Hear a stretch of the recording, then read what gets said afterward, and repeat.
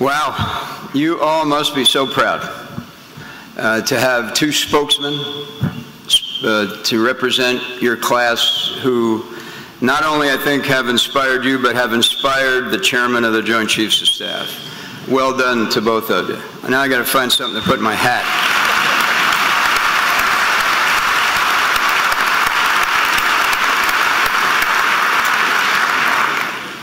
Nice job, by the way, to the regimental band on that national anthem. How many times do you think you've heard the national anthem in your life? You know, 200 or 300. Remember this one today. Just remember this one. I think you'll find that you're not going to remember much about today, frankly. Remember that, because you've all made a commitment to it, unlike the commitment that maybe other men and women around the country are making right now. Well, thanks to the two cadets, members of the Board of the Visitors, family members, faculty, friends of this institute, and there are many. Deanie and I are deeply honored to share this day with all of you. I've been to VMI many times, actually, throughout my career. However, the last time I was here was exactly 4 years ago to attend the Marshall Awards during your rat year. Now, you probably had a few other things on your mind at that point. Maybe you were enjoying your first, and for some of you, by the looks of you, your only free weekend. Or perhaps you were marching penalty tours. I'm glad to be back, and I'm sure you're glad to be leaving. I'm also mindful of the fact that you've waited 4 years for this moment, so I won't prolong your wait for very much longer. I do want to tell you a little story. It's about a lieutenant, a general, and a sergeant.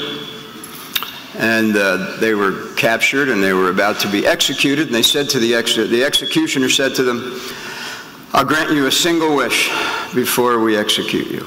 And so the lieutenant went first and said what you'd expect a lieutenant to say. "I'd like a steak dinner, a beer, and one more night with my fiance." The general said, "I'd like to give one more speech, because I still have things left to say." And so, you know, you got to grab a bunch of young soldiers and sailors, airmen and Marines, Coast Guardsmen, gather them around. "I want to give just one more speech." And then they said to the sergeant, "What do you want as your last wish?" He said, "I'm begging you, please, just execute me before that general speech." And General P, that's no reflection on you, by the way. I'm sure they come from miles around when they hear you're going to speak. You know, graduates, this is your day, but I was really heartened, not surprised, but heartened to when General P recognized the family members and the faculty, because look, we don't get through anything in life alone, and it's always nice to remember that on times like this. Yesterday, you commemorated the 150th anniversary of the Battle of Newmarket, an extraordinary day in the history of Virginia Military Institute. I'm not a graduate, but let me take just a minute or two to explain why I think it's an important historical date and event. Now, don't get worried. Your predecessors in that Newmarket fight were pinned down by cannon fire for only 20 minutes. And I'm only hurling words at you. I'm not going to take nearly that long. And besides, the Palms isn't even open yet. Newmarket is important because it was the day when cadets, not very different from you, took their place beside combat veterans along a split rail fence and proved themselves in a battle in a wheat field. It was a day, as was mentioned, when 257 boys left their childhoods behind. One cadet, George Lee, recalled the feeling of crossing that fence into the wheat field. He remembered that a profound eagerness to get at it came over him. All thought of danger passed away, and he realized that he could recall more distinctly what passed thereafter than anything that had occurred before that time. Get at it. I like that as a touchstone of what we expect of you.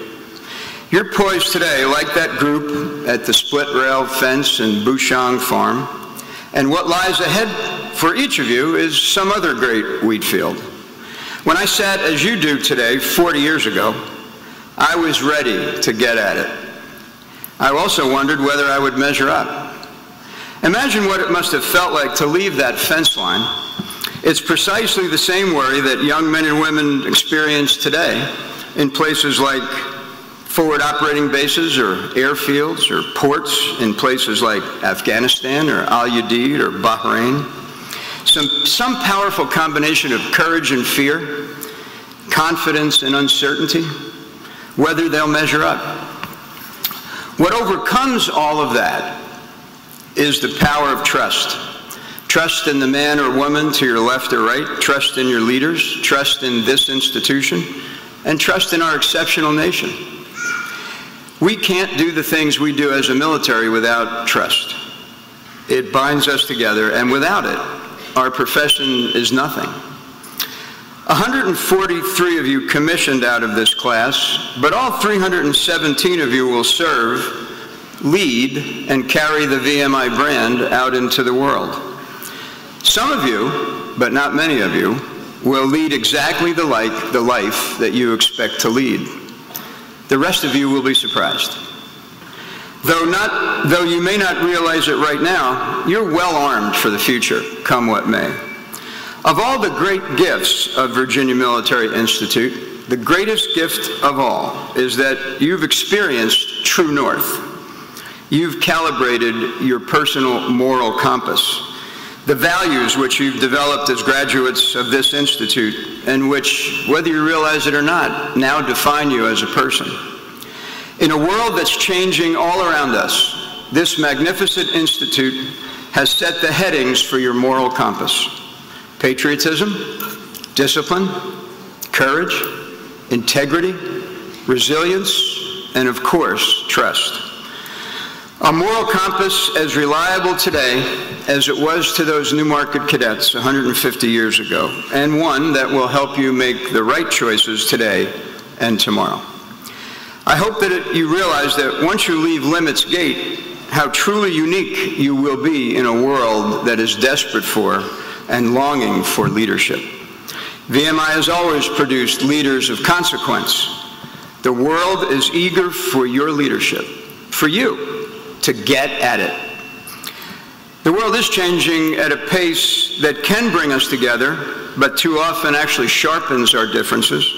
It's a world that seemingly highlights our individuality, challenges our humanity, and sometimes lures us into anonymity.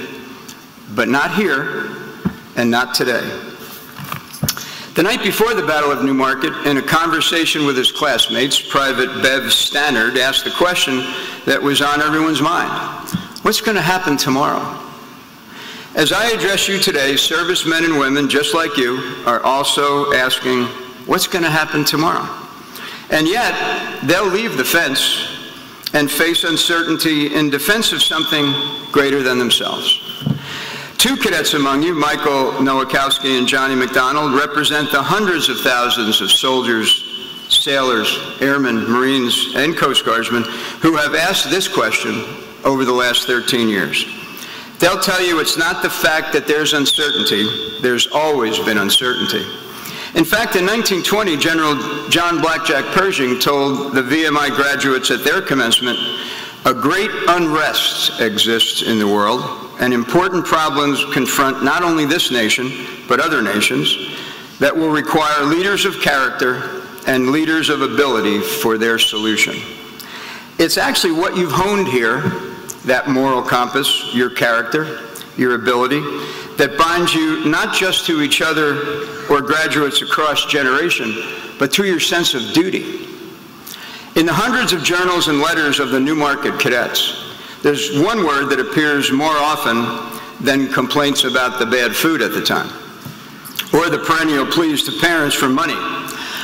And that one word is duty.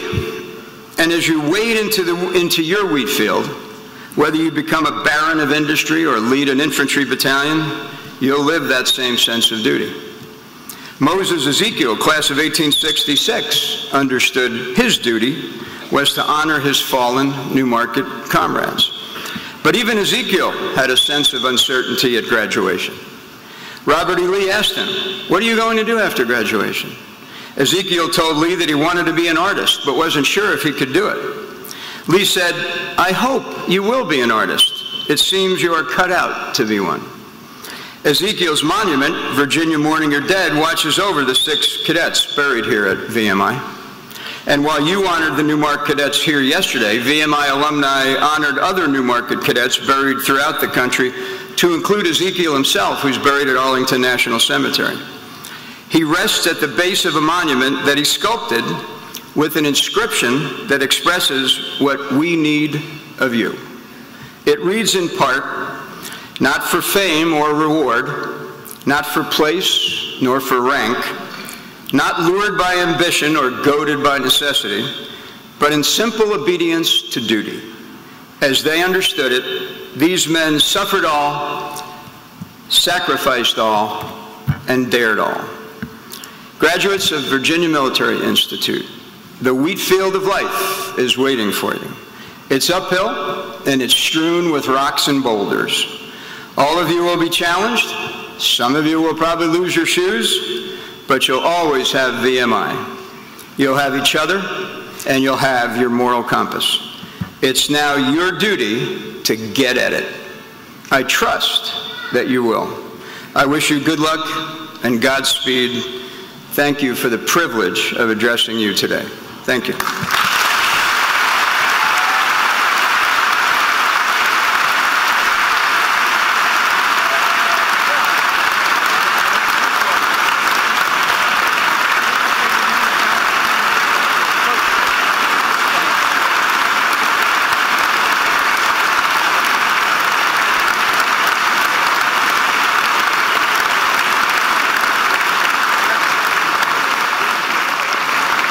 General Dempsey, on behalf of the class of 2014 and the Institute, we'd like to present to you this VMI saber as a token of our appreciation. It's an honor. Thank you.